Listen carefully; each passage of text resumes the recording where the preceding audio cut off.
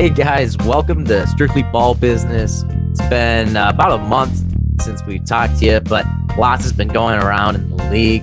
And now that a lot of the COVID cases have gone away a little bit, some of our star players are back. We're seeing a lot of exciting games again, particularly out of my home team, Karl-Anthony Towns with the Wolves, and out of our boy here, Dalton's team, Franz Wagner with the Orlando Magic. Now, we're going to dive into this episode, some of those exciting young teams and players. First of all, we want to do a check-in on the top rookies so far, and we're also going to look at who the big trade targets are. We're actually less than a month away from the trade deadline now, as crazy as that is. We're February exactly 10th. halfway through the season, even. Yeah, February 10th. Yep, exactly. And so with that, we'll talk about, the big trade targets for players. We'll also talk about buyers and sellers, what teams are gunning to maybe get over the hump here ahead of the playoffs. And then we'll close this session with the all-star starters and a tidbit about why the Grizzlies are so good and are they a contender for a championship possibly. So starting out, man, we got some awesome rookies this year, some that are performing better than we thought they would, to be honest. Like, a lot of these guys were at least in the lottery, but Franz Wagner, let's start with him. Like, I didn't expect him to look this good. I know you didn't. Like, I mean, he's looked at like the best rookie in the entire class at times with his playmaking ability. He's got such a good ball handle. And he gets up so much more athletically than I thought. I just assumed because he was Mo's brother that he wouldn't be athletic at all. Yeah. But dead wrong. Yeah, I mean, I don't think it's a hot take to say that he's obviously the steal of the draft in the 8th. I can't think of anyone who's dropped more than that. So I think that's obviously the great part. I mean, he's a breakout player for the Magic. It's super nice to see. Like I say, like, it sucks to watch basketball teams when they're losing, but like when you have like potential and when you're watching the development, like that's fine. Like, I don't care about losing right now. I want to see that development. And he's looking like a star. Almost 16 points a game, 5 rebounds, almost 3 assists, a steal. I mean, 45, 36, 84. That's like really nice numbers, man. Like for a rookie scoring that much. And exactly. I mean, he's a corner piece for this team instantly. Yeah, he's going to be the star. I mean, his game is a lot reminiscent of Bradley Beal, actually. So I really hope it trends in that direction. Obviously, he could be a better white Bradley Beal. Yeah, a white Bradley Beal, but that can play defense. I mean, Bradley's fine at defense. Take a vaccine. Yeah, no, for sure.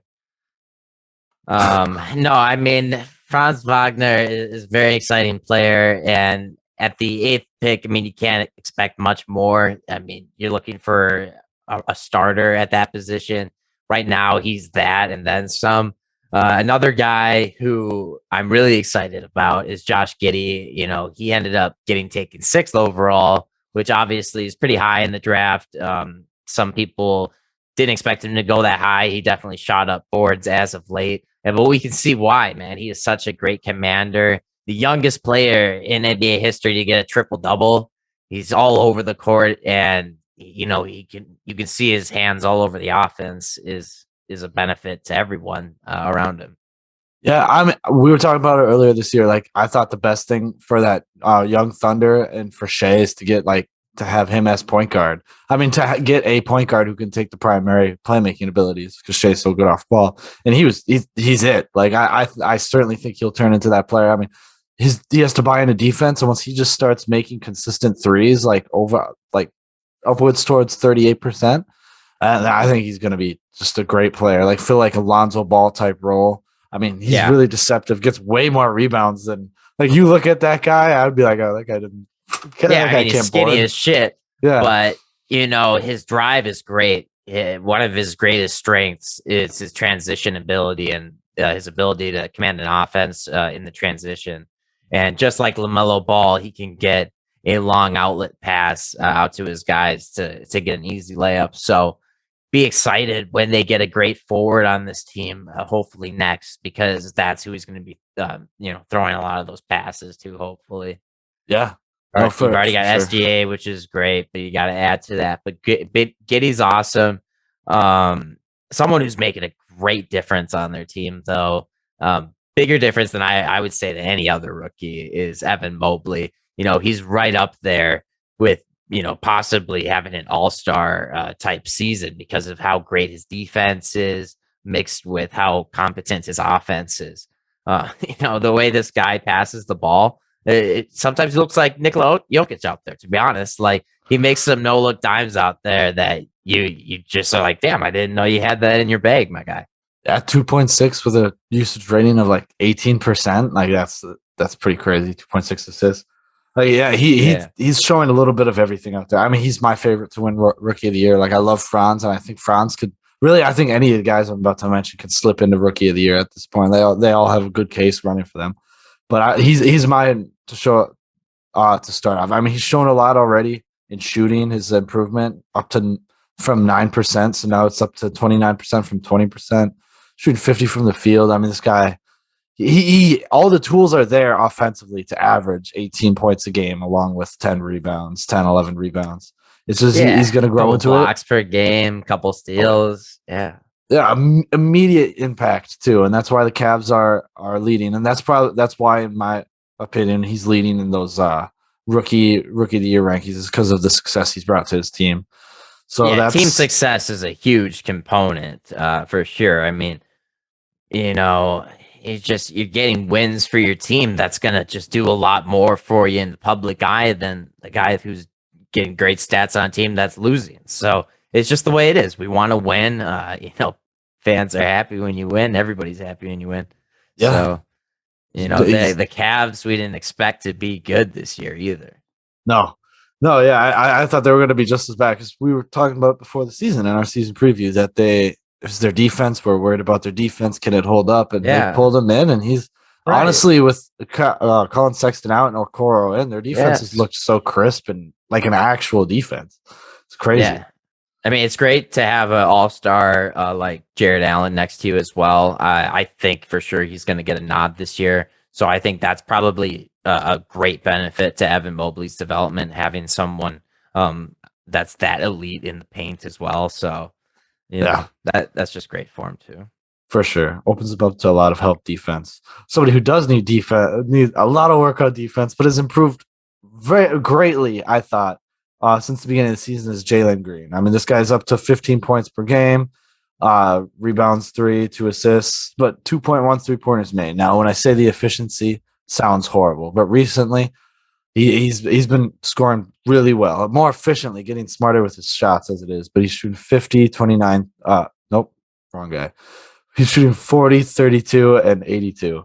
So his free throws up there, so you got to believe that his threes are going to go up, but he's really catching his stride, playing next to in the NBA. It's really helping him out, getting used to all the contact. Yeah, I mean, the shooting percentage is just a factor of bad shots, which, he likes to take the Hollywood threes at times. So, he's kind of like Anthony Edwards in that way. And, hopefully he can get into a groove where he can figure it out. We got the second half of the season here coming up, and that's a great time for you to really kick it into gear and to become who you're supposed to be. Yeah, and you can really see the effect of a great veteran like Eric Gordon, that you can see how it has on him. His shot selection's changing, how he takes all the decisions about just when you catch a ball, whether you can, all the options. Like, you can really see that, because you can see a lot of Eric Gordon in him when he's playing now. And it's pretty cool. I just like seeing the development from this guy. I mean, on-off numbers say he's pretty bad at -18, but it's the Rockets, so I'm not going to lean in too much of that. Yeah, man. Well, Eric Gordon is a great veteran to learn from. I mean, he gets a lot of shit for his salary compared to his production, but in terms of who a great shooter is and a great teammate, I mean, it doesn't get much better than Eric Gordon, besides maybe like a Wesley Matthews or something else. But I mean, for a young guy like Jalen Green, who needs to figure out the right times to shoot the three, the right spots, knowing how to get into rhythm, that's a great guy to learn from. Unlike great dudes to learn from like Christian Wood and Kevin Porter Jr., who stormed off the court, of course, and didn't want to play, and were pouty babies. But, we can't all be happy millionaires, Dalton. No, we can't. I wish. It'd be great. Yeah, I wish. One more guy, a rookie worth talking about. The number one overall pick, Cade Cunningham. He notched a triple double this year, didn't he? I don't know. I think he got Yeah, close. He had a I really think he's gotten one or two actually. Yeah, I mean, he's had a couple of games where you're like, damn, this guy can command the offense very well. He may not be like a dude who gets up there in terms of vertical, but he bullies you. He gets to the paint, and his signature shot can become a top of the key three, or it can be a bully you to the layup. You know, he's very versatile, and he's helping out this team have an identity. Now, the question is what are they going to have around him long term? I don't know, but I know what you have in this guy, and it's a future superstar. Yeah, we've had a whole video about how we're not worried that Cade Cunningham's progress. He's doing great. He gets better at literally every game. Every time I see, I'm so interested constantly to watch him and see how he's doing, and he's getting better and better. Now he's going to have a better of a center now. I like to think that Bull's going to get some minutes. I mean, Isaiah Stewart was fun and all for trying to attack LeBron, but Bull is the future. I mean, the future. Come on. Imagine the alley-oops to Bull. Cade Cunningham to Bull, and he slams it down. Yeah, I mean, I can feel it. I can taste the basketball, if you would. Yeah. Are they going to pull like a Cavs and Magic and just have Isaiah Stewart and Bull on the floor at the same time? 2 7-footers just hanging out. I mean, what do they got to lose? The Pistons have like 4 wins. So. Yeah, and Grant's out, so you can have him at power forward, and even when Grant comes in, just toss Grant at small forward. That means Hayes is out of the starting lineup. Yeah, and Jeremy Grant is a guy worth talking about and worth thinking about in our next segment here. Are you ready to move on from the rookies? Yeah, well, yeah, I can touch on Scottie Barnes. I got a few good stuff on him. I mean, he's really come down. Yeah, I can't forget about Scottie. Beam me up, Scottie. I can't believe I forgot about Scottie.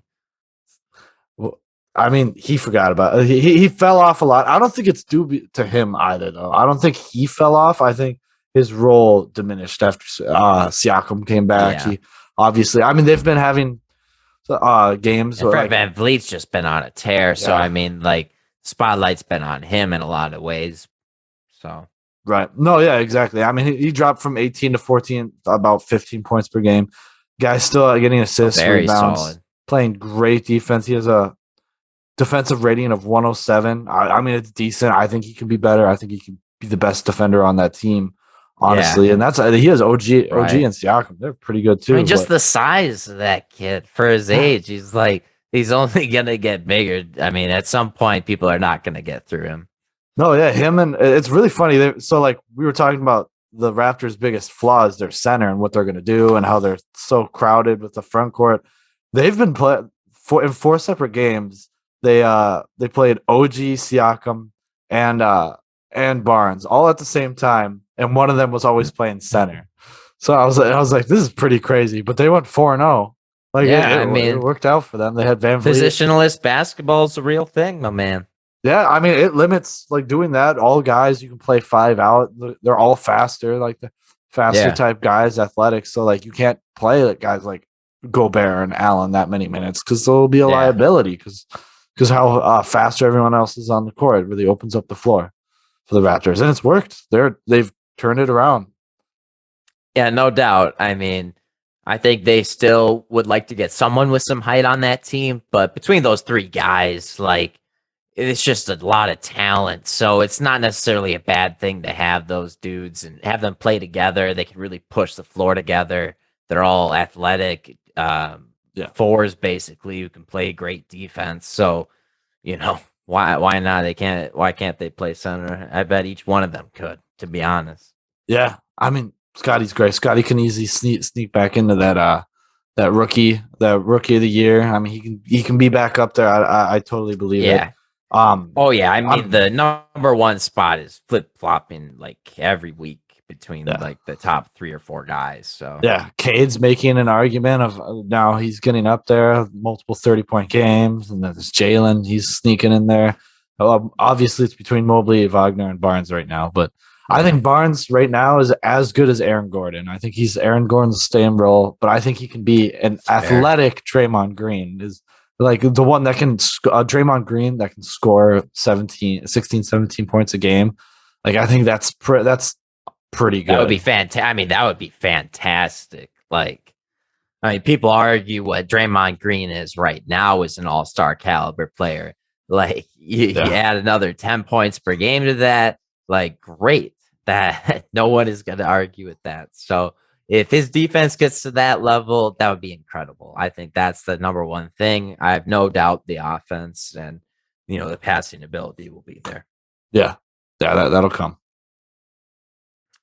But let's get into our next topic, man. Big trade targets. We are less than a month away to the trade deadline, February 10th. Some guys worth talking about. What's one name that you feel is for sure getting traded on February 10th?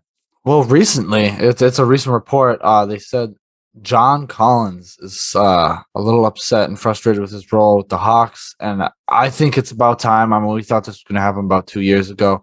I think John Collins deserves to go somewhere else. I mean, it's super crowded. They got shooting all around him. He's only limited to what he can do, and I think he can blossom somewhere else. And I think the Hawks need something more.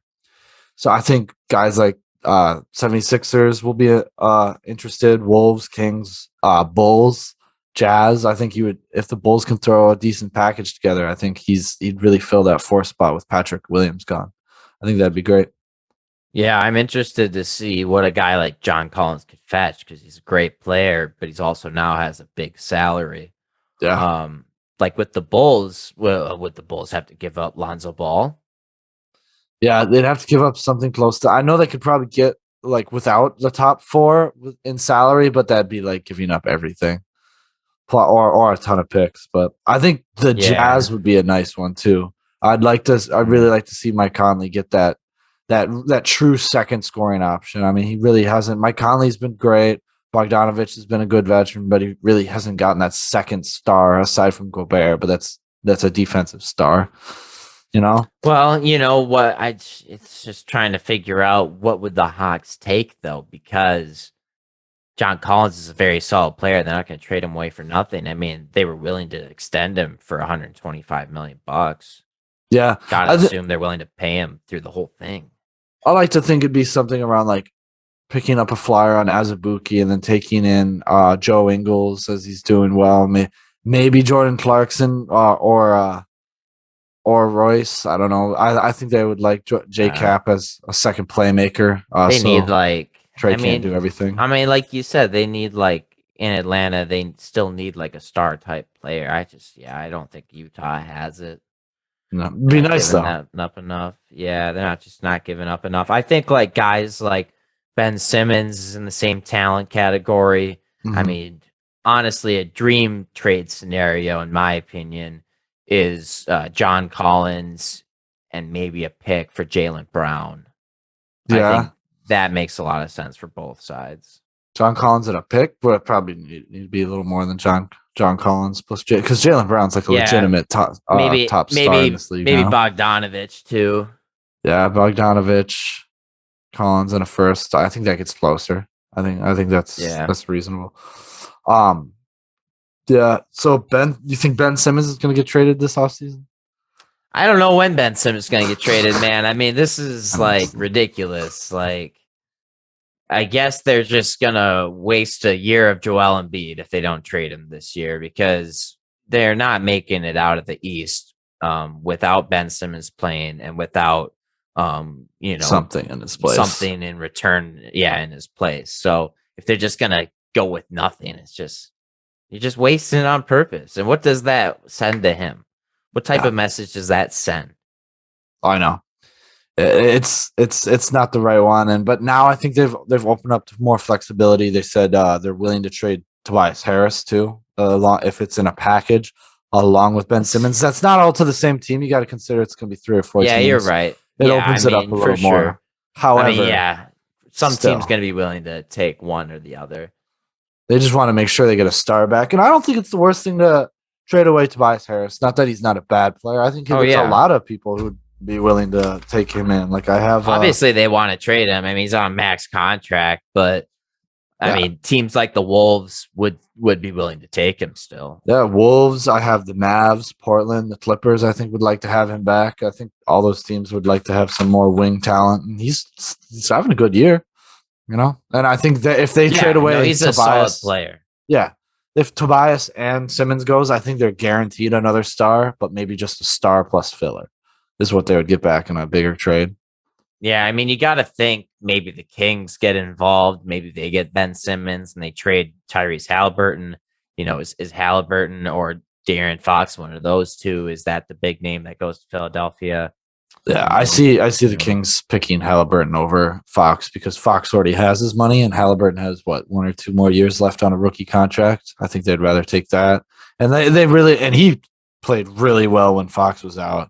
Like he really opened up the conversation. Like who should be the point guard, and like he does run the offense better, I would say, but he's not a star like De'Aaron Fox. They might not be the best fit next to each other. So that narrative yeah, has started. yeah, no, that's definitely a narrative. Some trade targets in the Kings end, for example, like, is it one of those guys that gets poached? I doubt it's this year. I doubt that question gets answered this year because you can kick that can down the road a bit. One of the cans that they continuously keep kicking down the road is Buddy Hield, though. Like he must be getting traded this year, man. Has to. I know. Like he was at the very end of my trade list. I was going through. I was like, all right, and heal as always. But heal. I'm in so many teams. Yeah, Like, the obligatory. yeah. So they're like, oh, whatever. No, so many teams that have to be interested in Buddy Hield. I mean, he makes what 22 million this year. I mean, that's reasonable Yeah. for trading. He couldn't help any team. I don't see what team he would not help. Maybe the Grizzlies because they have two other shooters at the 2 guard or wing. But anybody else, I mean, Yeah, I mean, and 76ers. really any team in the league needs shooting. Obviously, he's comes with a price tag, but I mean, for a guy that does it on the volume he does, I think it's worth it. Like, yeah, he doesn't give Definitely. you a whole lot else, but that shooting is a lot. It's a great skill. Yeah, he's a solid prospect. I think it would be if they got him and if the 76ers got him and a star, that'd be wonderful. But really, anybody could use him. The Mavs, I think the Mavs would be a nice spot for him. If the Heat could throw anything together, the Bucks obviously would be a dream pick for me because he would get so many good looks off Giannis. Him and Giannis be ridiculous. Yeah, he'd be wide open every possession. They'd be like, "Oh my god, buddy, dagger, bang!" Buddy, if he went to the Hornets, that guy would have a heart attack and just die. That Oh my buddy, buddy. that guy that would be wonderful. But Yeah, and then Hornets are good. I have the whole Pacers team. Is also is who else I have. All the Yeah, Pacers. another group of players that a couple of them should have been traded years ago. Like Miles Turner is always in trades discussions. I thought maybe they'd hold on to Domantas Sabonis, but now he wants out. Everyone except for Trade. Brogdon is getting traded. Yeah, well, I mean, yeah, I don't understand like flipping Karis LeVert so fast, but I guess bring him in, take him out.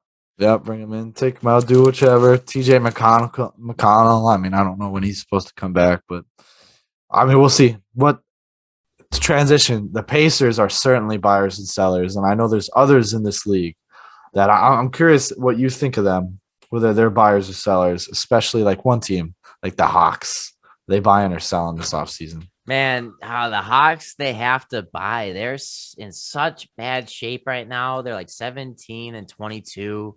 Oh man, like what a disappointment. It's just making everybody think they were a fluke last year. And they got to do something. They've got enough solid players where they could turn a couple of guys like Cam Reddish, maybe DeAndre Hunter, Bojan Bogdanovic and picks into like a solid star, maybe, or cusp star type player. Like that's what they need. I don't know who's out there that they can get like that. Maybe it's a Tobias Harris, maybe it's Marcus Morris, but regardless, they got to get a guy who can take some of the load off of Trae Young.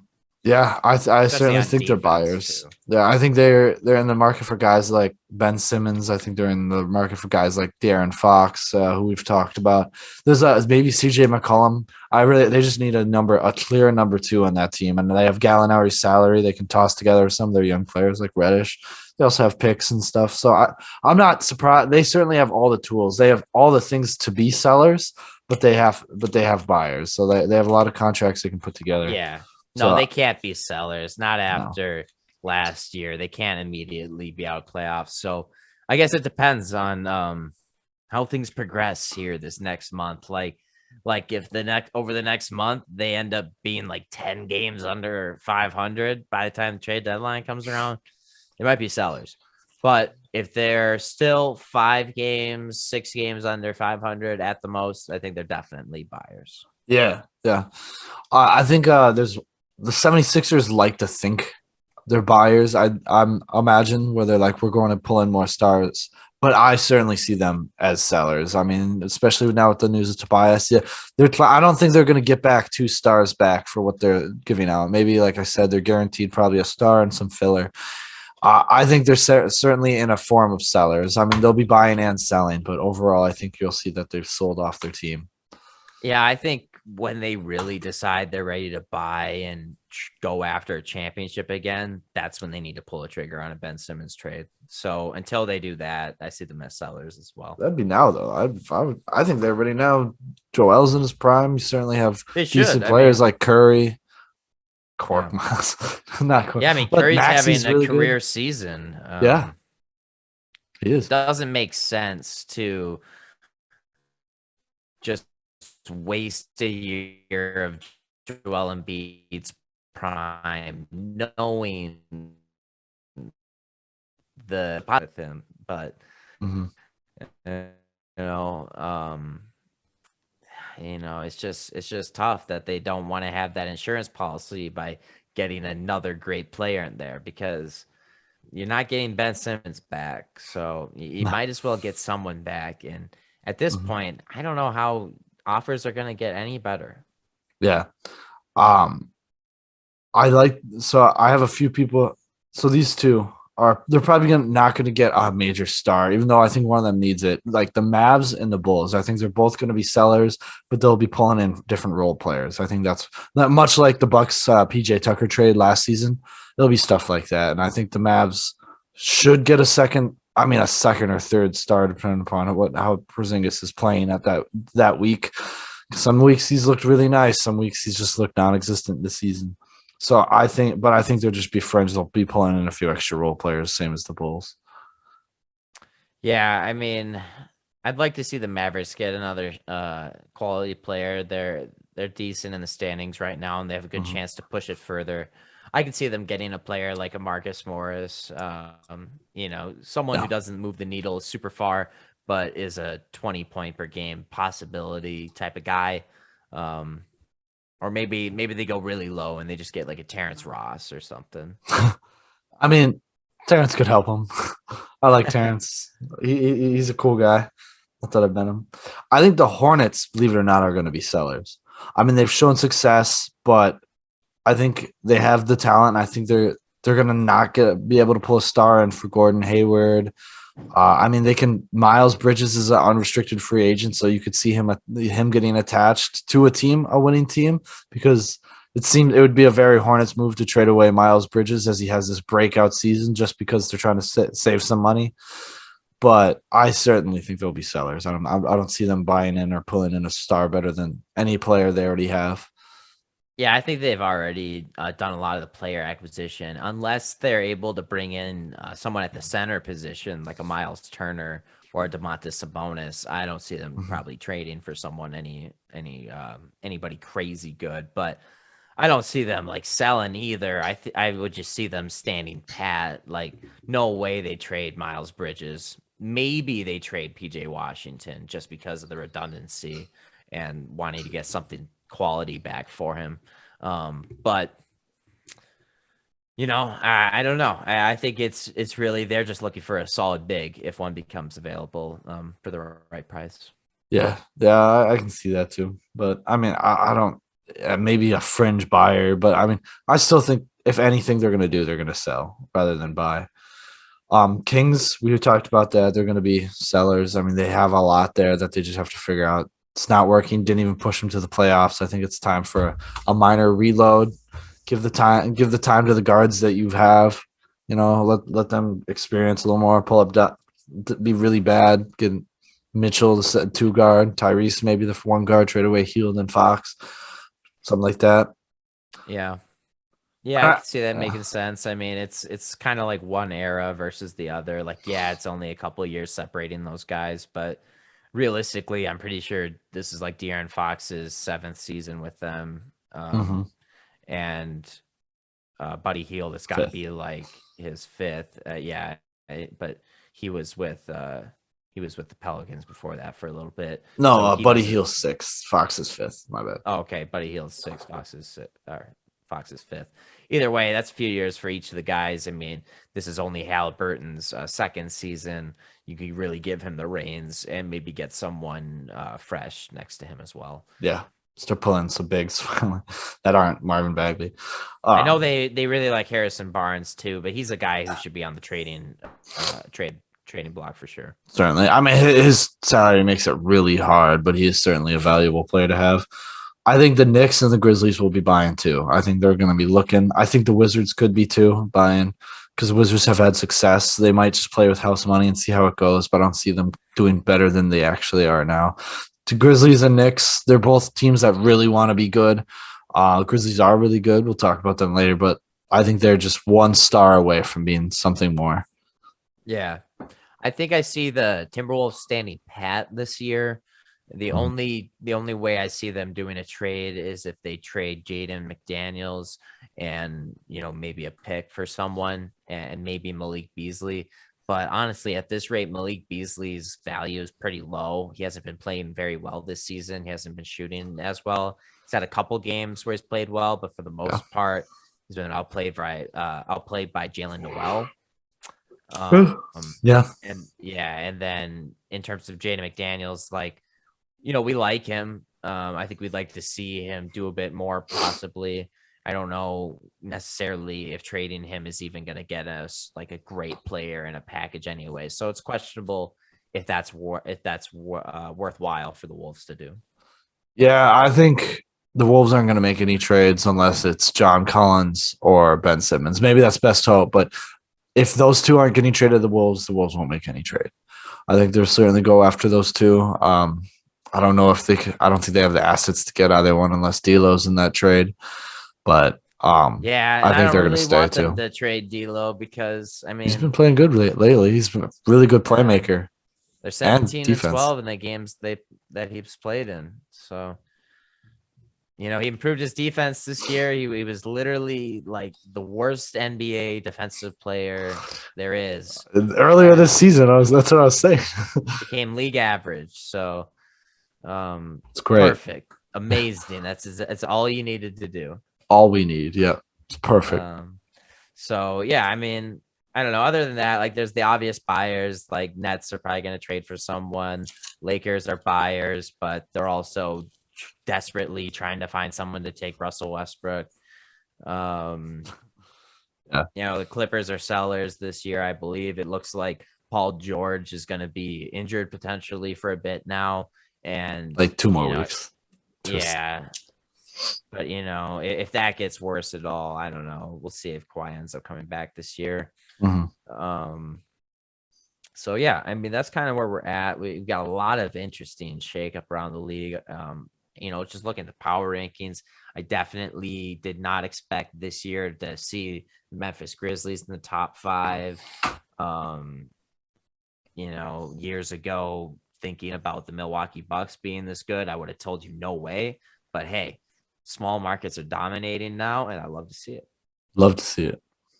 Let's get into our next topic. We're going to predict our All-Stars. We got our first ballot out recently where it showed top 10 vote getters, including Klay Thompson and Andrew Wiggins and Kyrie Irving. So, fan voting is a sham and a scam. But we're more than fans. Me and Dalton, we're analysts. Is the key word in the anal part of it. All stars, however, we are great at predicting that. And this year, I want to know who you got, man. On the West side, who do you got? On the West, I think my East is pretty standard to what most people think. But West, so West, I have Curry, and I had to throw some love to this underrated star. He should be the starter. Year after year, he takes his team to the top three, top four of the standings. He has all the stats to do it. 25. He has no number two. That's Donovan Mitchell. This guy is putting in so much work, and he's deserving of a starting all-star role. He's my second guard. Then I have James, Paul George, who's playing out of his mind, dragging this Clippers team to relevancy, and Jokic, obviously. Very nice. Very nice. I have Nikola Jokic, and of course, the king himself, LeBron James. I also have Donovan Mitchell in there. Obviously deserves it. Utah Jazz are once again one of the top teams in the entire league. So he totally deserves that recognition. He's a bona fide star. Steph Curry, I put him in there. Got it. And Karl Anthony Towns, baby. You have Towns? He's gotta make it and maybe a superstar of his own.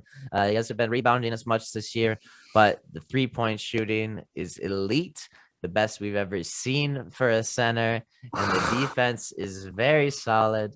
And he's Karl Anthony Towns, everybody. I hope he becomes a starter. I don't think he will. I don't think he can get it over guys like Paul George, and there's one other one that's Luka's a guard, I guess. Gobert could get it too. Yeah, Gobert is deserving of it, but we'll see. I mean, I doubt it. Who do you have for the East? For the East, I have Giannis and Antetokounmpo, Kevin Durant. Yeah, probably. DeMar DeRozan. So that one's maybe, a little rare, but God, what a great season for him. He deserves some love. He's tops. Yeah. I don't think that's rare. I think by far he's the best guard in the East right now, playing the way he plays. And with the team success he has, I think he's a shoo-in first all-star starter. Love it. Joel Embiid is a lock. Yeah. And then I got Trae Young. Trae Young. Yeah, so those are my guys. Trae Young is playing really well. It's just the success of his team. I think I have James Harden. I mean, he's struggled a little with some efficiency, but he's still doing James Harden things. Guys, playmaking, he's doing everything he can. He's back to form. I think he's probably going to be the guard next to DeRozan. He's like 23, 8, and 10 right now. He's fucking dominating. I'm not going to complain about Trae Young. I mean, Trae Young could easily fit in there, and that would be fine. It's just his record is against him. So yeah, I mean, he's got over 28 points per game. His usage rate is insane, and even with the adjusted foul rules this year, he's still dominating. So, great job. Kudos to him. Ice Trae. But that's nice. Who was the rest of your guys? My guys. It was the same. The rest of your East. It was all the same. I got DeRozan, and then I got Giannis, KD, and Embiid, which I don't think anybody else will think. If you think that's not Giannis, KD, and Embiid, you're kind of crazy. It's kind of that. Yeah. So it's pretty sure. Yeah, I mean, really, the absolute locks were Giannis, KD, Embiid, Curry, LeBron, and Jokic. Yeah. Outside of that, you could have some debate. I also feel at this point in time, Mitchell and DeMar DeRozan are locks as well. But I see people putting Luka in before Mitchell. I think Luka would realistic. If I had to say who would get it, I'd say Luka. Yeah, I mean, Luka is great, obviously, but I feel like he's going to get plenty of all-star starter nods throughout his career. Donovan Mitchell deserves the nod for having this team at the top of the West again. Devon Booker too, or Chris Paul. Devon Booker or Chris Paul could fit it. He could be an all-star starter. Devon Booker for sure. I think Chris Paul's numbers just aren't there. I know there's a lot more to him than the numbers, but I'd be fine with him making this year. Making the team. I just don't think he should be a starter. Yeah. Well, our next video next week, we'll put in all of our all-star bench who deserves to be where. I think we'll throw that out too. That'll be a good debate. We'll see. That's where Cat will show up on my list. Yeah, there you I love the go. guy. Maybe two Timberwolves. We'll see. Or maybe he's not even my Timberwolf that makes it. Jared Vanderbilt. Jared, the best offensive rebounder in the league. Man, that guy is fucking unreal. I tell you what, man. Effort player. He will get rebounds with 1 foot on the baseline, grabbing it out of bounds with one hand. Like, the dude is unreal. The effort, like, he goes past people when everyone else gave up on the play. And like, it's changing games for us. Yeah, he's fighting for that offensive. Off season because nobody tossed money at him aside from the Wolves. So he's like, I got to make some more money. I got to do something. This is going to become it's going to become a really feel good story as he logs like lots of games as a great solid player, and then eventually on his next contract he gets big bucks. Like, he's a multi-million-dollar man already, so he's made it in life, but he continues to ascend, and this is a guy who deserves all his flowers. He's made a guy like Josh Okogie be completely out of the lineup. Yeah. He's made guys like Jada McDaniels seem more expendable. Yeah. Exactly. He's made the desire to get a power forward less, necessary, honestly. Yeah. And now it's just a comparable 2-guard, I'd say, or point guard. I mean, they have Pat Bev, but I'd like to see them get Dylan Brooks would be really cool. Instead, he'd be a really nice fit in there. But we'll see. We'll talk trades next week too. That's why I specifically didn't say any trades, but we'll get to that. Yeah. We'll do a full episode in the trade machine. We'll just dive into the trade machine, become the trade machine. Our last topic of this episode 24, strictly ball business, is the old Memphis Grizzlies. They're approaching 30 wins here. They've just totally shot up the standings. Desmond Bane has become a bona fide great starter, awesome shooter in this league. And Ja Morant is a superstar. Like, God, that guy is insane. Yeah. And regardless, of what we thought of who they were in the offseason, this is a good defensive team. The grit and grind is back. I thought maybe they'd be soft, but grit and grind is back, baby. Mm-hmm. Yeah.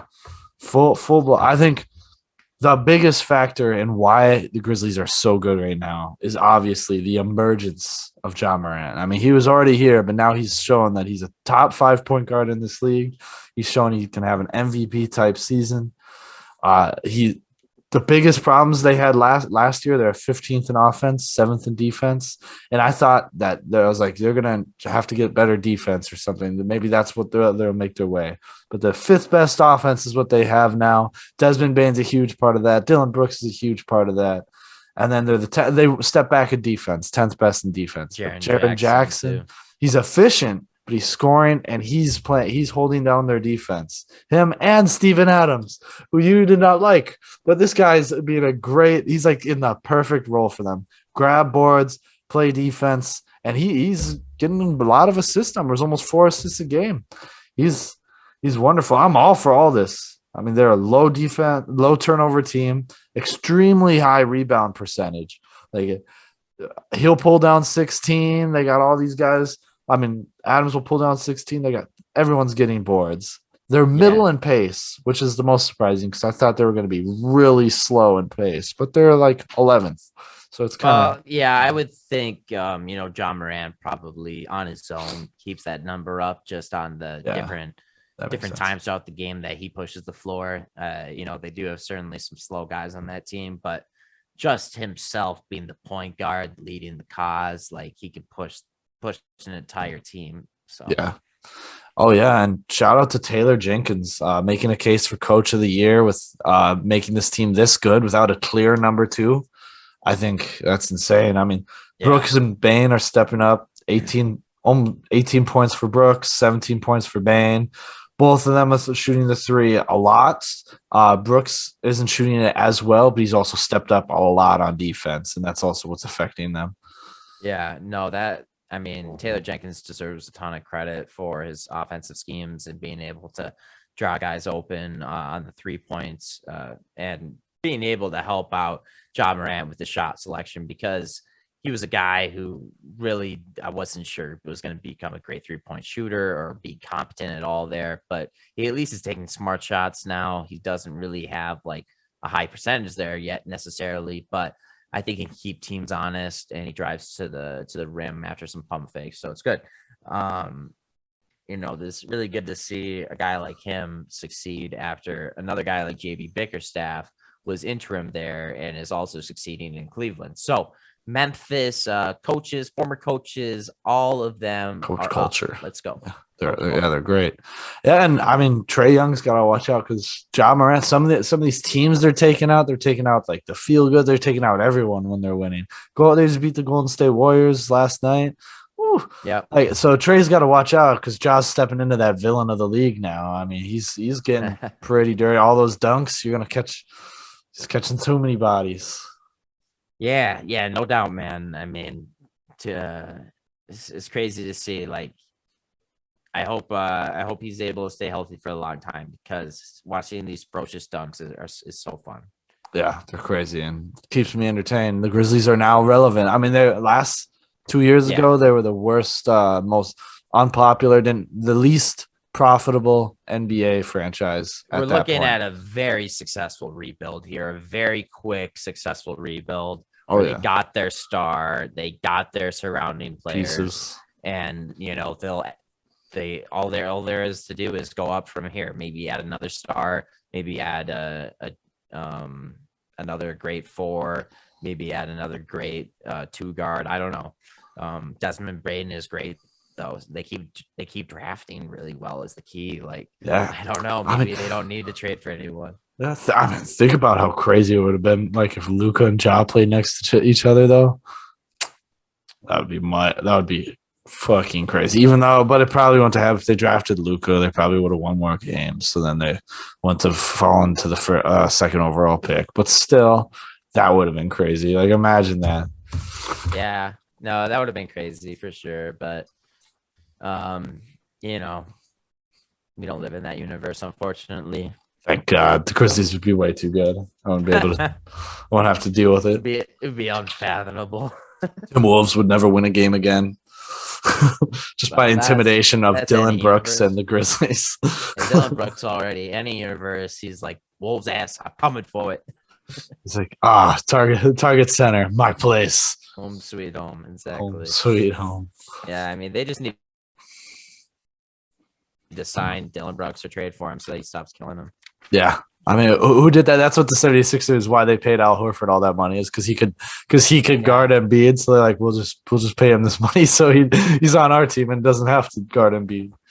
Exactly. And then he ended up sucking. They're like, why were we so afraid of this guy in the first place? He sucks. He's just 36 years old or 35. Just an old fucking man. Yeah, exactly. Poor guy. He's a walker. Yeah, but I think we had plenty to say today. It was a good episode. We'll wrap it up here, and I'm sure we'll have some more things to talk about as we get closer to the trade deadline, and we really get a better idea of where some of these teams' competitive mindsets are going to be, as tank season is right around the corner as well. So we'll see you guys next time. Episode 25 is next. This was episode 24. Rest in peace, Kobe, as always. So I love you guys. Have a good night.